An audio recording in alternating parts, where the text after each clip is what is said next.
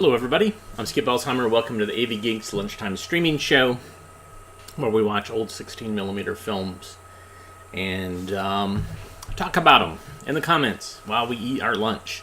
My wife made me a bento box, which featured some leftover curry ramen, and she had put the cut up chicken in the position of a smiley face. And I was going to show you, but unfortunately I dropped the whole thing on the floor. So I was able to rescue it, but not the face. And the floor was relatively clean. I don't know. 5-second rule? I don't know. Maybe more information you want to know. So speaking of more information than you want to know, that last film we watched was part of a series called Ape and the Child. And it was a science experiment done by Winthrop Kellogg, who did this in the early 30s, and he was interested in basically seeing, he thought it was really interesting about feral children, and I put a link in the comments, and so he was like, well, I'll raise my child with a chimp that's this comparable age, and we'll raise them both together. And they did this for about 9 months, and they were done basically the same. And as you saw, the chimp exceeded what the child could do, but essentially it was ceased at 9 months, and they think it's because the kid, Donald, started acting more like a chimp than the chimp acted more like a child. So they kind of put it to an end. So that's what happened with that. You can look it up. It's not the happiest story regarding what happened to the chimp, but it's a very odd thing. Very odd. Okay, so we got some films to watch, more films. This next film is showing us how to stay alive. Stay alive. And this is on the telecine behind me. Enjoy.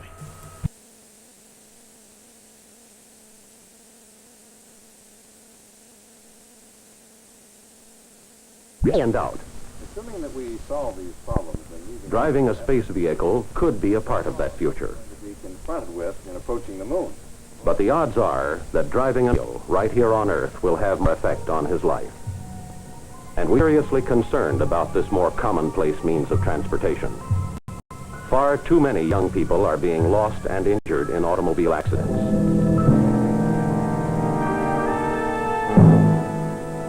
Is there a way to stop this shocking waste? The answer is yes. There is a way to stay alive.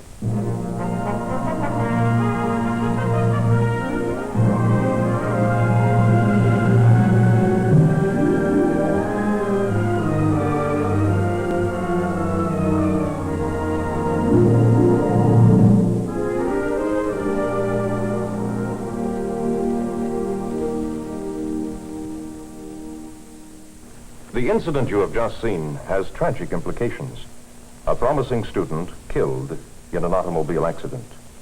The characters were fictional, yet the incident itself represents a very real situation. In this automobile era, it just doesn't make sense to educate a future scientist, doctor, or educator and not teach him how to meet his obligations as a driver. Let's examine the problem. This country, the United States, is sometimes called a nation on wheels. In a way, the description is accurate. Just how many cars do we have, anyway? Well, few people realize that the total comes to nearly 1 car for every 3 people in the United States. This means at least 1 car per family. Each car travels 3 times the distance from New York City to San Francisco every year. With more and more cars on our highways, our traffic problems grow proportionately. Complex driving situations and increasing traffic demand that we use our highways in more efficient ways. Of course, we're indebted to these cars of ours for much of our social and economic progress, but we're paying much too high a price in terms of traffic delays and crashes. To complicate the problem, our driving public is growing rapidly. 2.5 million young people reach legal driving age every year. And where do these new drivers fit into our statistics? Well, the picture isn't good. Actually, people under 25 years of age make up less than 1/5 of all our licensed drivers. Yet, they are involved in 30% of all highway accidents. On the basis of miles driven, the record of drivers under 20 is still worse.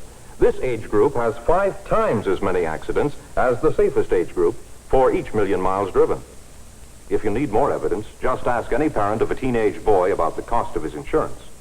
You got any idea what my liability policy runs with my son driving the car? Just exactly half again what it would if he didn't. These premiums are killing me. But what can you do? Fortunately, something is being done. As the number of vehicles increases and traffic problems grow, the burden upon the drivers becomes much heavier. And we know this about traffic accidents.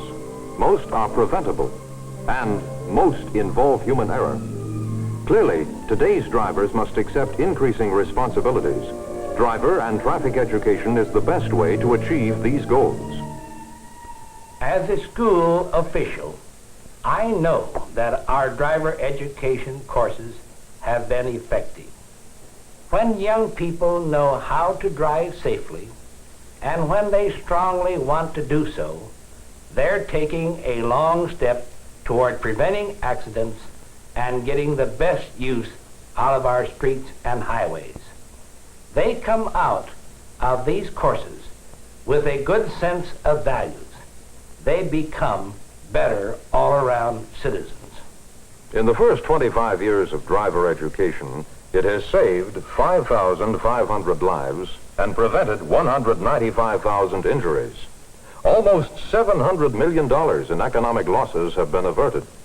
Over 30 detailed studies show that high-quality driver education actually cuts the number of accidents involving young people in half. Their violations are greatly reduced, too. Many insurance companies offer reduced premiums to young male drivers who have successfully completed accredited courses. And not the least advantage is the increased economy, efficiency, and enjoyment a good driver receives from his car. That this training does pay off is widely recognized by educators all over the country. It is encouraging that 7 out of 10 high schools in the United States offer some type of driver education. The popularity of the courses is indicated by the fact that over half of the eligible students are enrolled in some type of course. And a number of state legislatures have looked with favor upon these programs. Lawmakers have provided financial aid specifically for driver education in high schools. Obviously, the acceptance of this program among young people, parents, and schools is widespread, despite occasional questions. Driver education? I'm in favor of it. But you know, I've always thought it was the parents' responsibility to see that their kids were good drivers. Driver education is a good thing. Sound idea. But why in high school? Isn't this a job for, well, the police? The question of when, how, and by whom driver education should be taught is extremely important. A few boys and girls receive satisfactory driving instructions from their parents. But the truth is, most of us are very poor driving instructors, particularly for our own children. We don't have the background, the patience, or the time. We generally pass along our own bad driving habits. Developing competent, courteous, responsible, and safe drivers is an exceedingly important task. It is not a task which should be the responsibility of law enforcement officers. Police personnel are neither trained nor equipped to do such teaching. The place for preparing our youth to drive is in our high schools, where there are experienced teachers and a good atmosphere for learning, where pupils are accustomed to receiving instruction. They are at the proper age level. Their interest is high. They want to learn to drive. Here, the bulk of all future drivers can be reached. If left on their own, only a very small percentage would ever be adequately trained. This instruction is included in the regular academic program. It is taught in the classroom and in a dual-control car.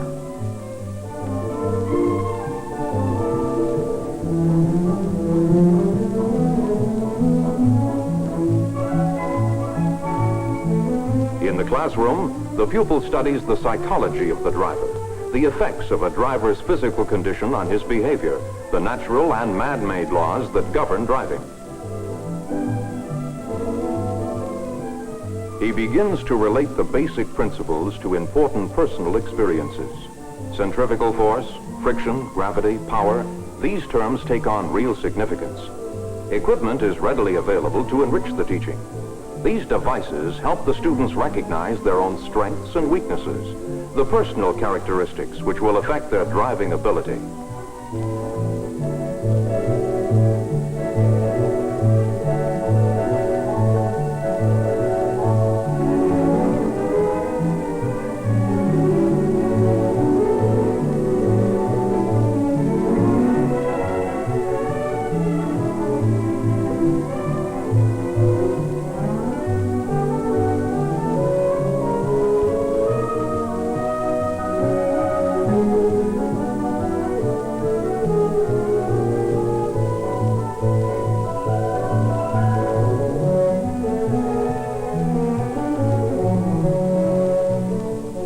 In the car, he is taught the mechanical fundamentals of automobile operation and much more.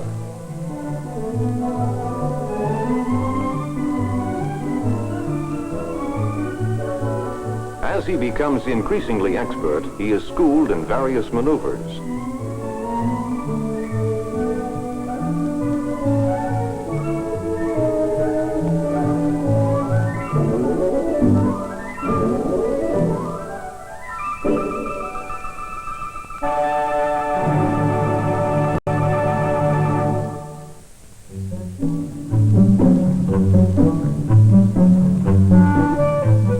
The goals of the driver education course extend far beyond merely bringing the student to the point of qualifying for a driver's license.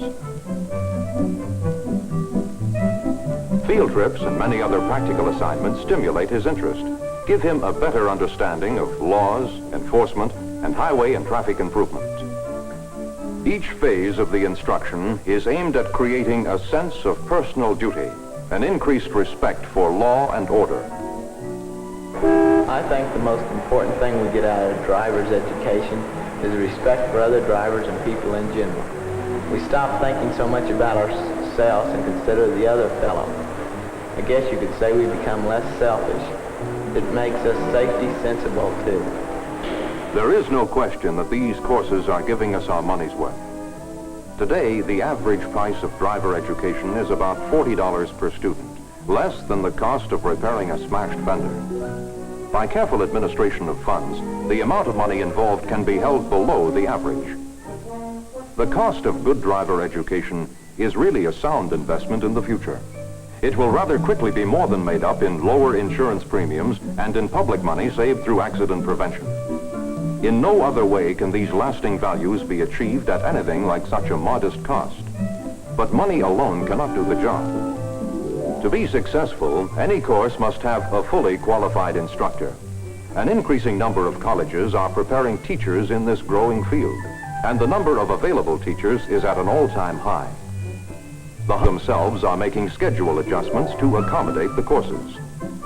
If there is a scheduling problem, driver education may be given before or after school hours or on Saturdays, as long as it is a part of the regular curriculum. Study hall and other available periods may be employed for the in-car phase of the instruction. Dual-control automobiles are essential. They are the laboratories where classroom theory is put into practice. While the purchase and lease of cars is increasing, most of the cars for high school courses are loaned through the cooperation of automobile dealers and manufacturers. The school pays only for routine maintenance, insurance, gas, and oil. Such cooperation is indicative of the enthusiasm driver education generates within the community. To build up enthusiasm for good driver education in high schools where such programs do not exist is largely the responsibility of parents and other interested citizens. Through parent-teacher associations and other civic groups, they can focus attention on the need for the courses. Conferences should be held with school officials to explain the nature of the program, its purposes, and the results to be expected. Speakers, films, and publications to help promote driver education are available through a number of organizations, including the American Automobile Association. The association has been active in aiding driver education for over a quarter of a century. Numerous text materials and training aids have been developed. AAA conducts studies to determine the extent and effectiveness of driver education in the United States. It has been said that education should be preparation for living. But driver education is more than this. It is a way to stay alive. The day is fast approaching when nearly everyone will want to drive a car as soon as he is legally old enough. And the average person will spend the equivalent of 8 full work weeks behind the wheel every year. Driving is an important part of our way of life. It brings both values and problems. While enjoying the values, we must also meet the problems. Our new drivers must be made to realize that being an expert means more than knowing which gadget to operate. They must be prepared to take the responsibilities of our way of life, as well as to enjoy its advantages. This, then, is the challenge: to give driver education the emphasis it deserves, to see that it attains and keeps its place as a regular subject in all of our high schools. To achieve orderly and convenient traffic conditions, driver education is our greatest hope.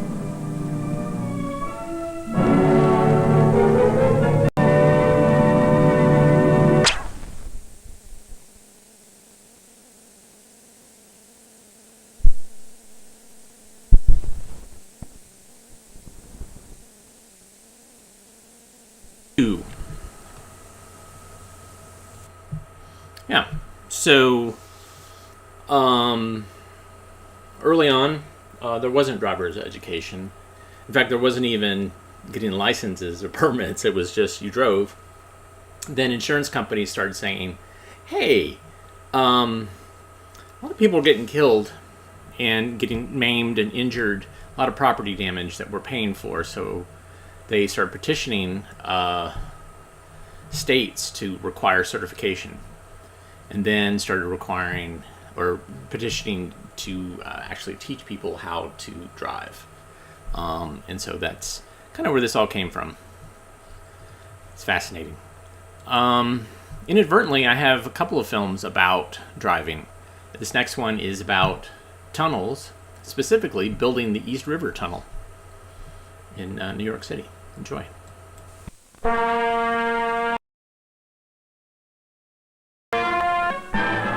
The Metropolitan Transportation Authority was created to provide faster and more comfortable transportation for the people of this region. Major engineering problems were involved in the recent MTA decision to add 52 miles of new track to the system. The biggest problem: how to relieve the pressure on existing East River bridges and tunnels with a new crossing. A crossing that could handle 500,000 rail passengers a day between Manhattan and Queens. The solution to the problem? A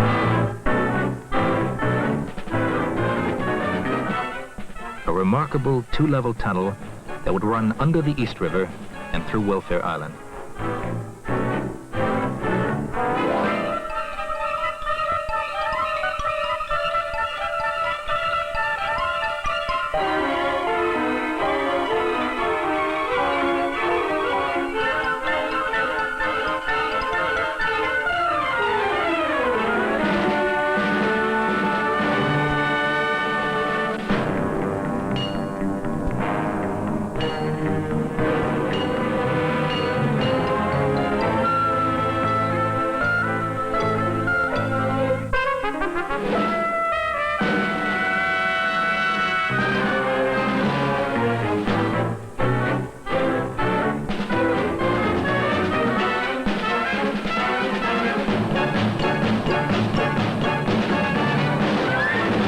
The first task is to reach the level of the tunnel.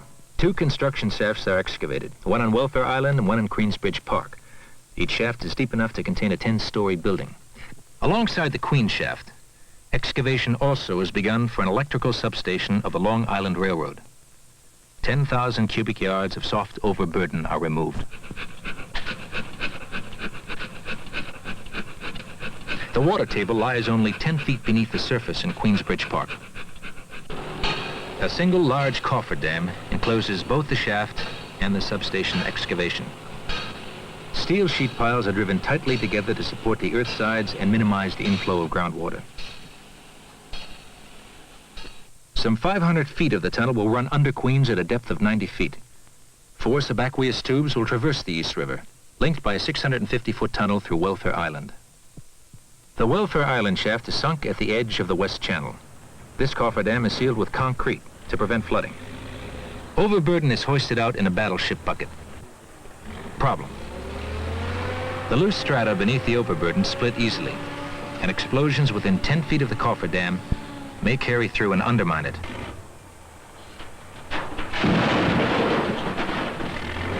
Solution. The shaft is dynamited in 10-foot layers or lifts, with no blasting within 10 feet of the cofferdam. This rock was excavated by mechanical means for the first 2 lifts. When the tunnel is completed, these construction shafts will provide space for ventilation, emergency exits, and utility cables. A boat with a drilling tower bores blast holes in the river bottom. A dredge brings up the loose muck on a 24-hour basis. They are digging a trench across the West Channel into which 2 of the underwater tubes will be sunk. Operations here are complicated by heavy river traffic, by 4 tidal shifts each day, and by a current that sometimes reaches 6 knots. 3 large construction companies are sharing the $69.5 million primary contract for the 63rd Street Tunnel. Peter Kiewit Sons of Omaha, Nebraska, Morrison Knudsen of Boise, Idaho, and Slattery Associates of New York City. An important subcontract has been awarded to Wiley Manufacturing Company of Port Deposit, Maryland, to construct the steel hulls of the 4 underwater tubes. Precise prefabrication is the key to the Wiley operation. Steel plates and ribs are welded into about 90 subassemblies, which are then assembled into the 375-foot shell for each tube. Using shipbuilding techniques, 10 keel panels are laid on the shipway. Hood plates attached to the 2 mid-river bulkheads will lock the tubes underwater. 20 side panels are welded on, and 10 top panels. The cross-sectional dimensions are 40-foot square. Cross braces are installed separating the upper level, which will carry transit authority trains, from the lower, where Long Island Railroad trains will run. Added next, reinforcing steel and conduits for electric cables. After watertight bulkheads seal both ends of the tube, it is ready for phase 2, concrete outfitting that will turn the shell into the finished tube. This cut has now been completed. They are beginning the second cut.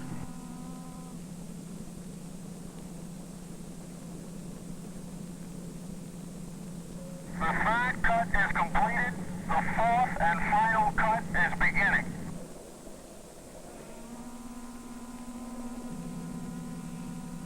MTA Chairman William Ronan and members of the board are on hand as the first tube is launched into the Susquehanna River for its voyage to the outfitting site in Norfolk, Virginia.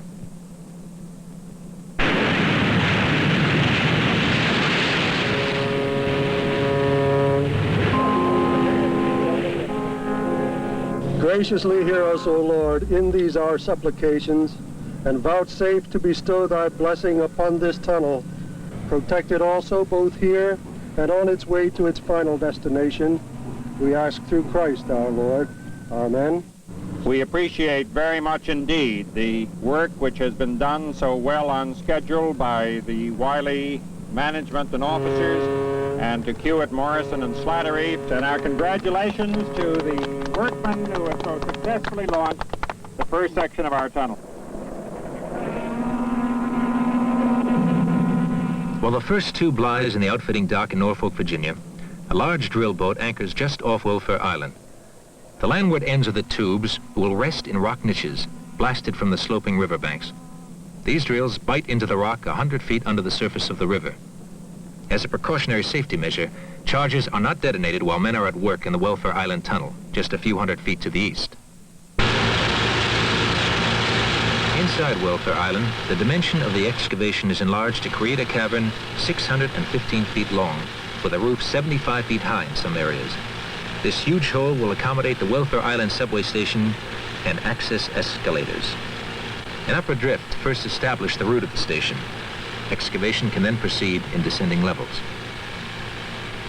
precise pattern of holes permits the most with the least amount of explosives. First, a cut shot is drilled. At its vertex, a cluster of holes form a V. When the charges are fired, the V opens toward the surface, making an exit, or a relief area for surrounding rock. Dynamite and blasting caps are kept above ground in separate guarded magazines until the holes are ready. Detonators afford the critical measure of control. In the blasting pattern, the relief area is fired first and then the surrounding rock.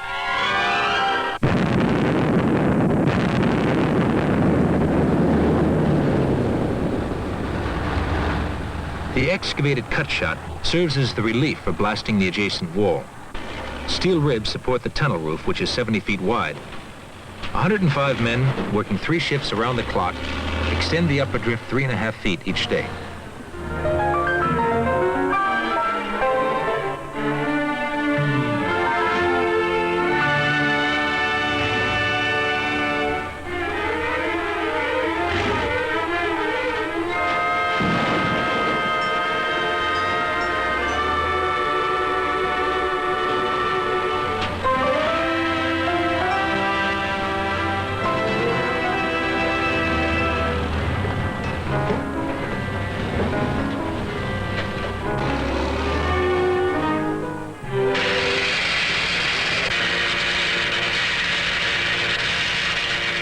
Down in Norfolk, the track slab is fitted with a final steel grid that will be incorporated into the concrete walls. Each tube will gain 15,000 tons of concrete in this process. Lines from the concrete pump will supply opposite sections of the wall simultaneously. Thus, the tube will remain level during the pouring process. Cement is pumped directly from truck to batching plant. Aggregate is dumped into the loading bin and conveyed to the mixer. The touch of a button controls the blend. Concrete is pumped at 1 cubic yard per minute, over the gangway, down the drop pipe, between the steel forms.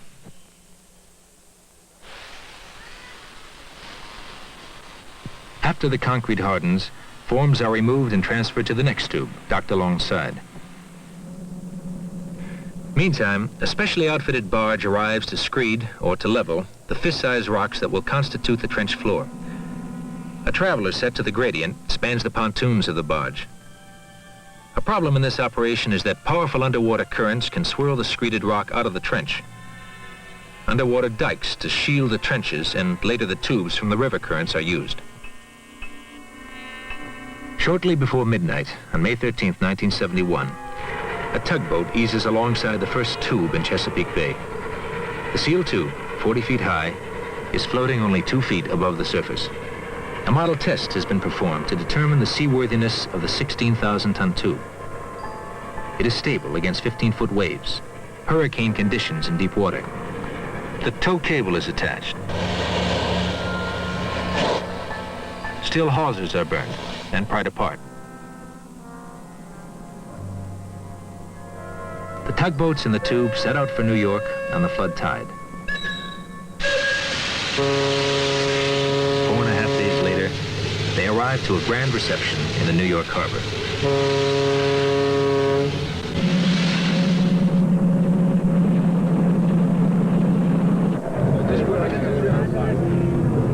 Well, said this has been a long time coming, hasn't it, Connie? People have been waiting for years for the tunnel to Queens, and here it is, the first section of the prefabricated tunnel. It's come all the way from Maryland and Virginia up to these shores. It left last Friday at 12:01, and it's been at sea all this time being towed by tugs. As we stand here, all we see is really the top of the tunnel, because there's 40 feet of diameter of this tunnel and barely about 2 feet showing. So it's like a big iceberg. Most of it's underwater. But when people are actually going through this tube, which they will be in a few years, in subways, new subway to Queens, which certainly, Sid, you're going to be pleased with, and new Long Island Railroad service to East Midtown Manhattan. It's going to be interesting to look back on this day with the first section arriving here. So this is a banner day.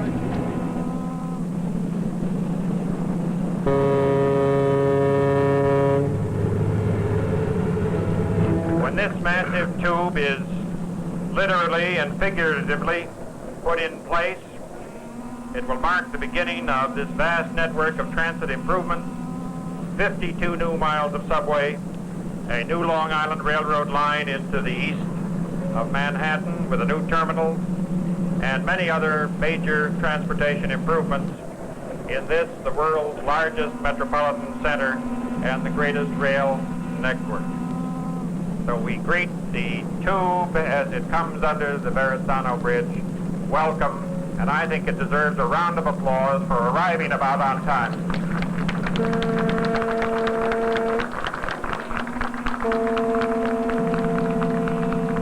1,500 tons of stone will be piled atop each tube to sink it into the trench.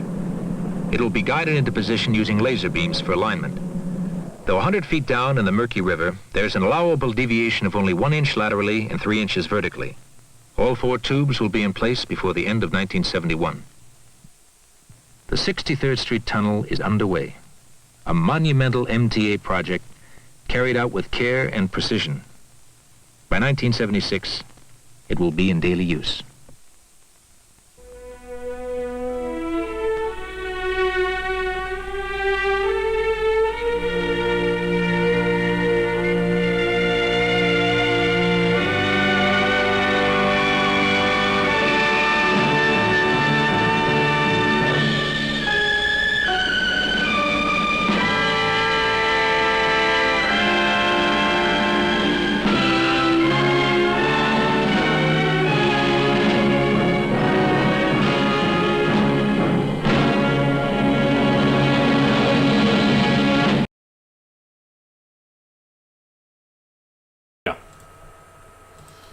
I'm eating an apple. Sorry.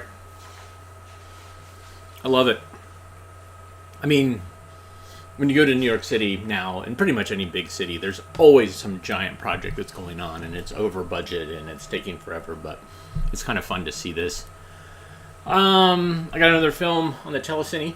The title's clipped, but I believe it's A Summer of Johnson Holiday, which I have no idea what this is about.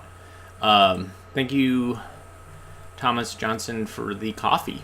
Very much appreciated. That's one way you can reward us, is buy us coffee at ko-fi.com/avgeeks. Anyways, I'm not sure what this film is about. Summer of Johnson Holiday. All right, enjoy.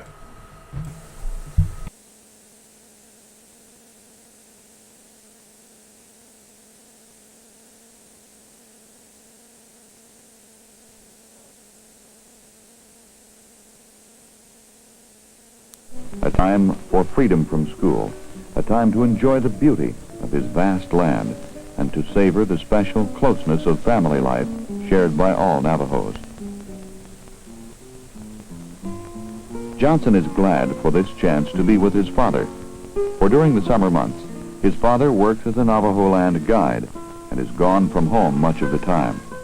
But today, on one of his rare days off, he is building a new feed storage rack, and Johnson is helping when he can. Though poverty-ridden by most standards, Johnson's father is a modern, forward-looking Navajo who firmly believes a better day is ahead for his people.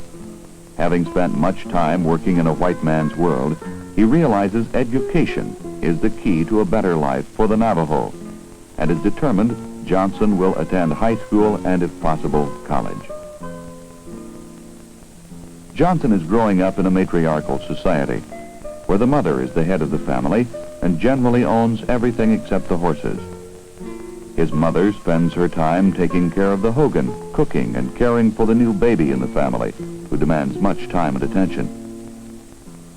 When not busy with the baby, she weaves fine Navajo rugs, which are an important source of income for the family, using wool from her own sheep, which she gathers, cards, and spins into yarn.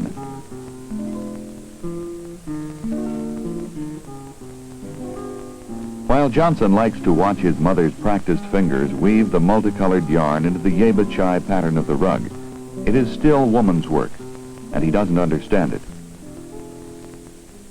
However, the tourists who come seem very interested in watching her work and always want to take pictures of her at the loom.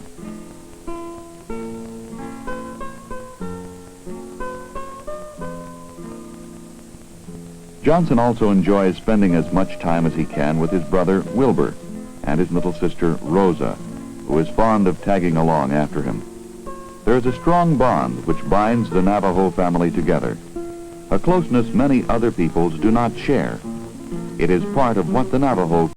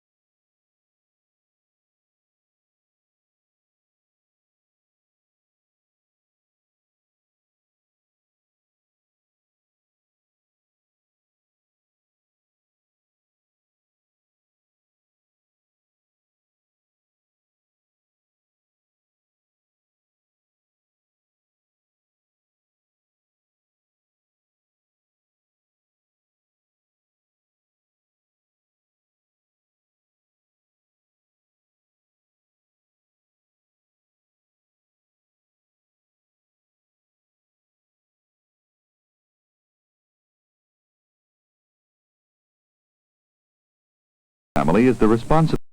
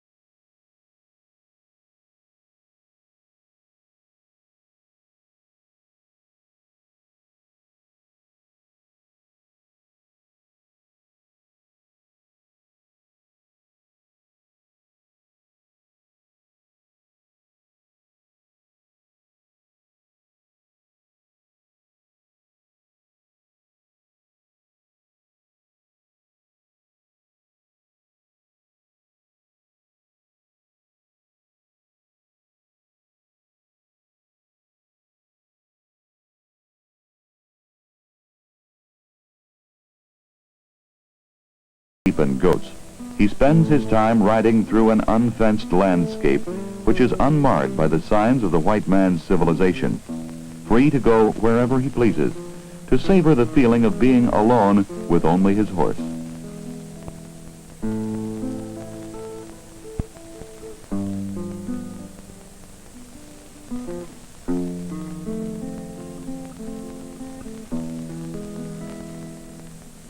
Johnson lives in a land of incredible vastness, a land where he is dwarfed and overwhelmed by the sheer size of the mesas and monuments which rise 1,000 feet or more out of the valley floor, a land that tends to engulf and swallow him by its immensity.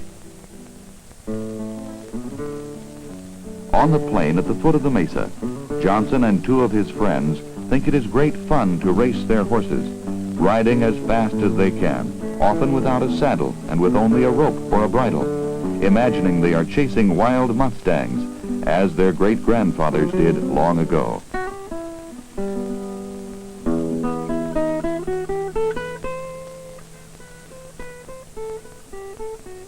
On these imaginary Mustang chases, one of Johnson's favorite riding companions is 9-year-old Harry Cly, who lives nearby in the valley. Harry's life is much like Johnson's, especially during the summer. He lives in a hogan like that of Johnson, though his family is poorer because his father is dead and none of his brothers are old enough to work in jobs off the reservation, even if they could find them. Part of the family income is derived from rugs woven by Mrs. Cly, which she sells to the trader or perhaps to one of the tourists who come daily to watch her weave.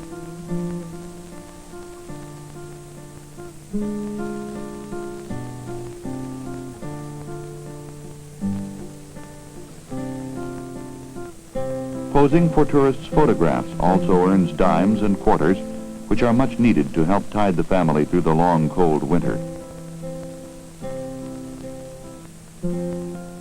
For most Navajo families, including Harry's, sheep are an important source of wool, food, and cash. Harry, like Johnson and most other Navajo boys, spends most of his summer involved with tending the family flock.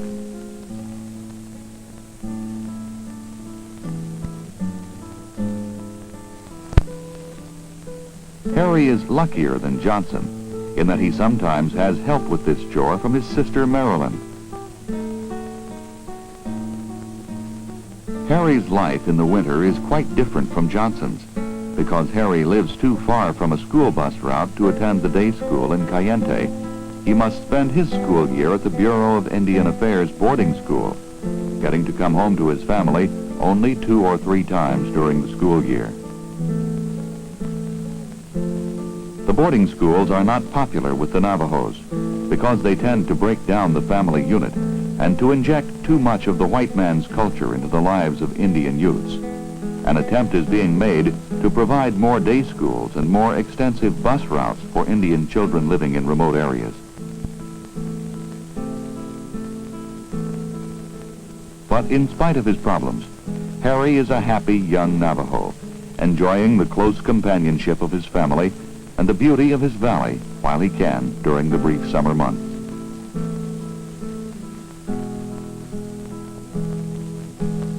Eventually, summer draws to a close. On the last day before school starts, Johnson walks through the valley for one last time, remembering the summer now past. For with the coming of school, there will be little time for such pleasures. The days grow short, and winter will soon settle in over the valley.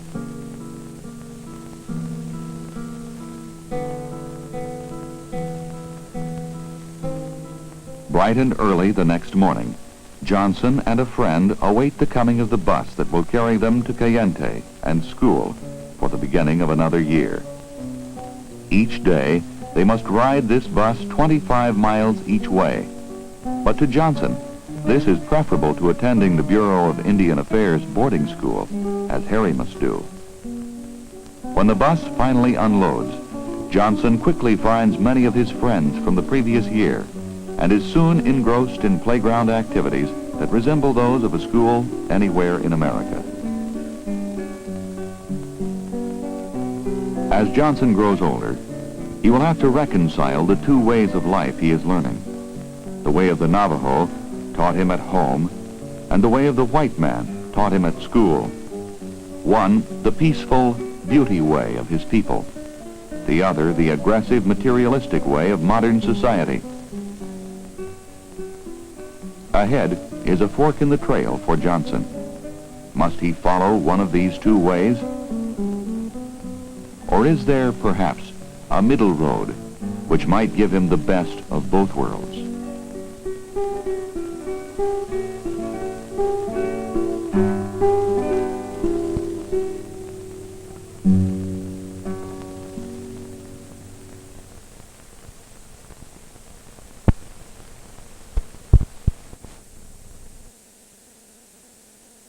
So that was distributed by Centron Films. I mean, it's in a Centron orange can. I don't know ultimately who made it, but pretty fascinating. All right. I got some magic for you. Enjoy.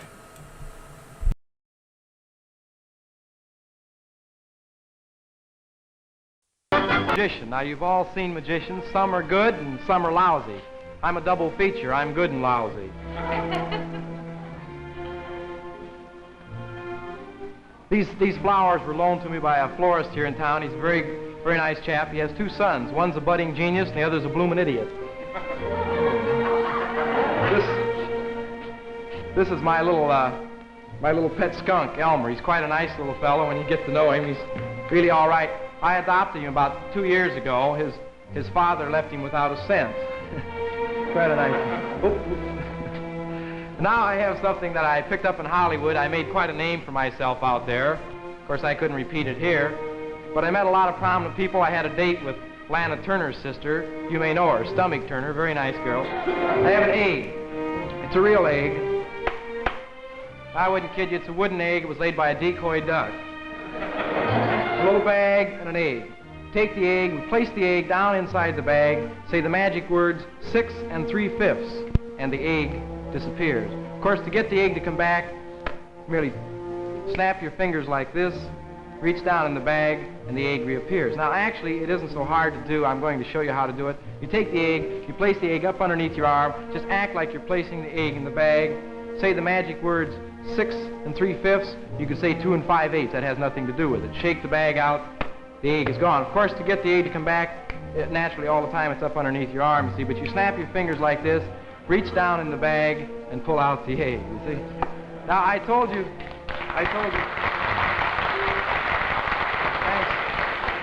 Thanks for clapping. I expected it. Now, I told you it was, you see, use a specially prepared bag, one that looks something like that. You see what I mean? Now, if you don't mind, I hurried over, and I'm a little hungry. I didn't have much time to get anything to eat, so I'd like to. Now, I have something I think you might like. I'm very proud of this. It's sterling silver. It's got nickel stamped on the side, but don't pay any attention to that. That's the price. Very nice little thing. You show the tube. And by merely snapping your fingers like this, you can produce these silks. Now, this could go on all evening, and I know there are other things you'd rather see than me pulling silks out of this tube. This could, like I say, it could go on indefinitely. And actually, it is hard to see how all these silks can come out of a tube this size. I mean, you can hardly get them back in there. In fact, it's...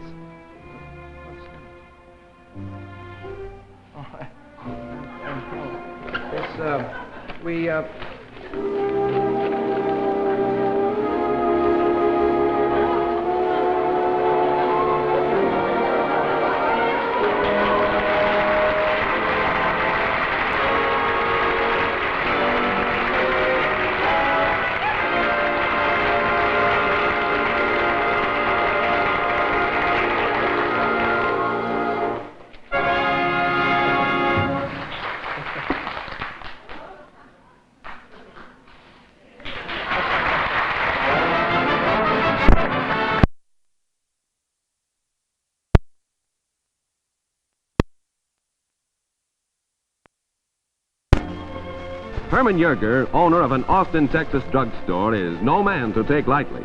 If you do, you're quite apt to get the surprise of your life. It goes without saying that Herman's customers are as plentiful as the pills he dispenses. If his pills don't cure you, he'll chase the aches away with a bit of legerdemain. The customers are never quite sure just what will pop out at Yerger's drugstore. But if it comes to a vote, the ayes have it. Despite his physical infirmities, Herman loves life and the friendships life brings him. His philosophy is simple. Laugh, and the world laughs with you. A good laugh is the best medicine in the world. Drugstore cowboys and their cowgirls don't need any spurs to get to Doc Yerger's. They burned up the trail when the word got around that the doc had a new trick. And you can't sneeze at this one, no siree. When he rides herd on a gag, the results are digestible and well buttered. Yep, get along, little doggy.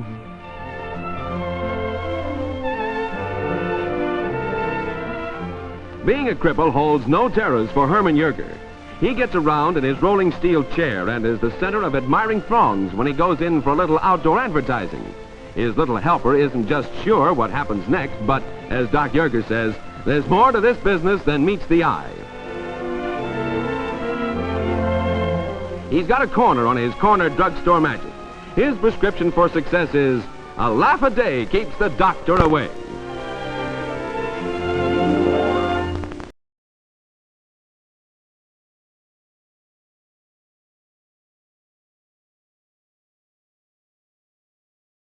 Sorry, that was a little bit of nightmare fodder. A guy popping pills out of his eye. Oh my god. I'm sorry, I wasn't expecting that.